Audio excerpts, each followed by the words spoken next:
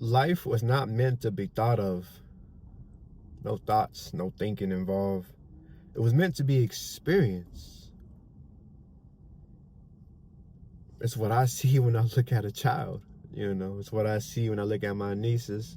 I look at my nephews. They look at something and ask, what is that? It's an asking, they're asking. They're not really thinking about what they're asking about, because the moment you give them an answer, there's another question right afterwards, isn't it? Almost as if the answers don't even matter, but the interaction and the experience of what's being said back and forth is what is the highlight importance here whenever there is a conversation between a young child and an adult. It's quite interesting, isn't it? Just think about that. The one time I asked you to think. That shit was meant to be experienced, fam.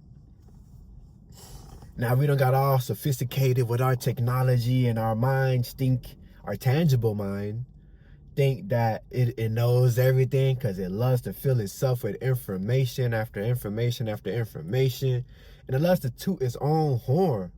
But the moment you project yourself away from this limited mind, it has no means of doing anything without the energy to which you provided.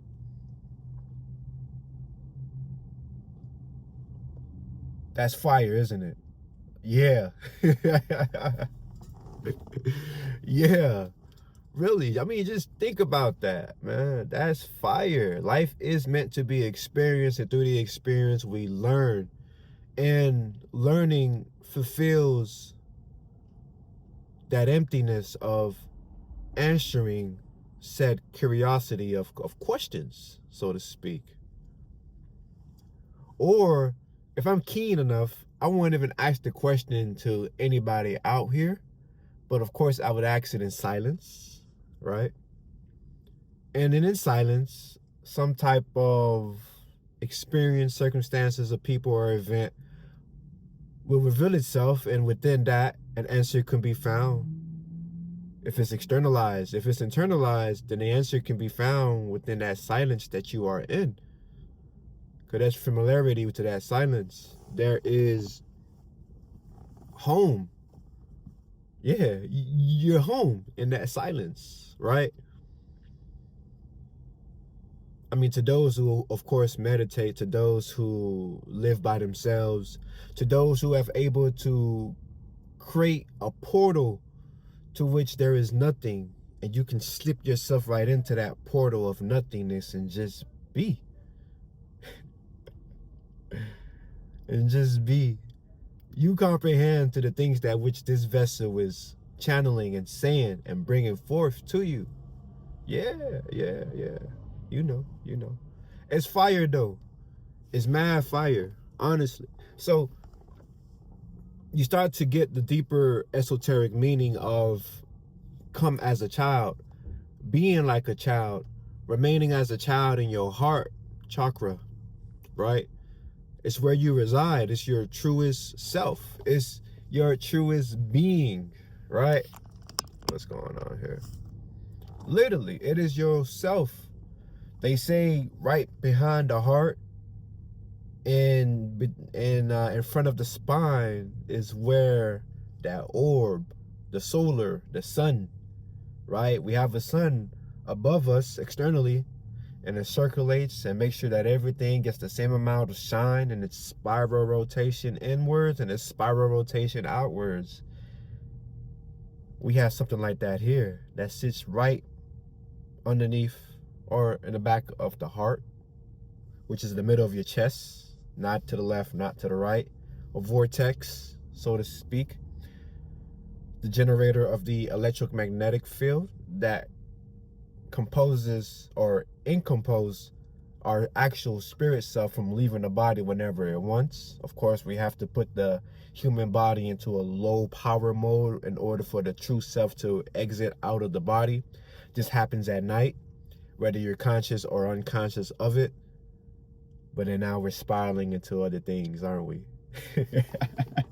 It is a spiral at the end of the day. Life is a spiral, or a sine wave, or a sin wave, however you want to pronounce it. So many knowledge, damn, so many knowledge, so many perspectives, so many ways to say just one thing, because at the end of the day, it is just one thing to which we have to commune with, and it is ourselves, which we have split ourselves into infinite possibilities, infinite perspectives, infinite.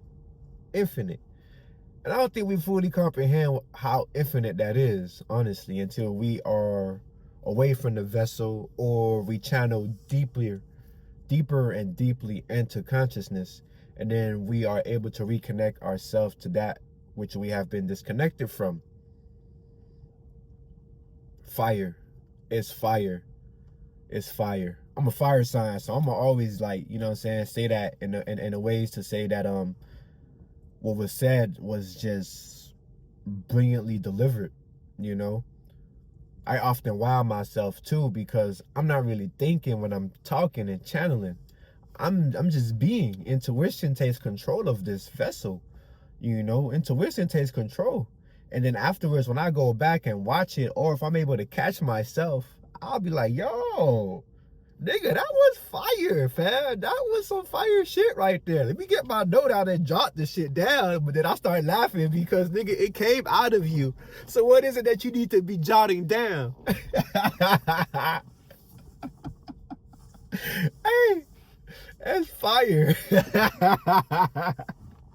So I be having to, like, explain that shit to people, and they'll be like, damn, nigga, you really good. You really just here. It's really just you, huh? It's you versus you.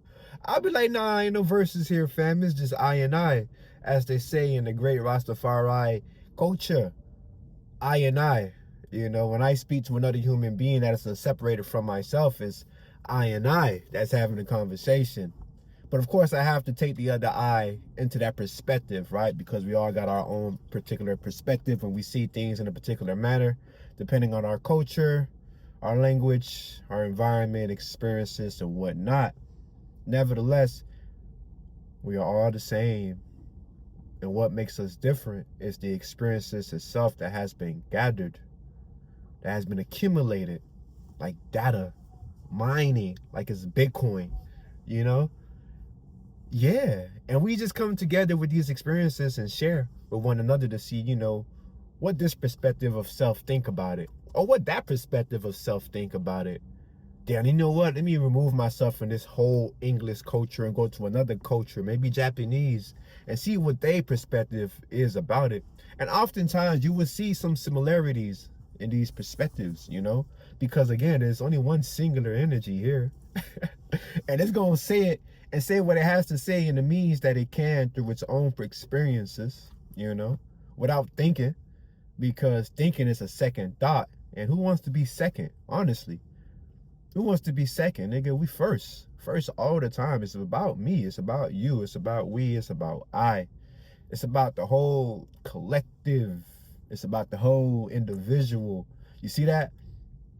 Of course, I'm only saying the same thing with different labels to reach and grasp different perspective of I. That's fire. That's fire. Yeah, but anywho, you know, be more. Truly, just be. Just be, you know, and do that shit without thinking. Because when you look at your child, if you have a child, you know, analyze them, see how they are. You realize, damn, that is source at its most potent, purest, innocent form. You know what I'm saying? And if you learn how to channel that as you accumulate your experiences through life and become an adult, and still be able to remain in your heart chakra, you got it. And you won. You got the keys, family. You got the keys. Peace, peace. We out.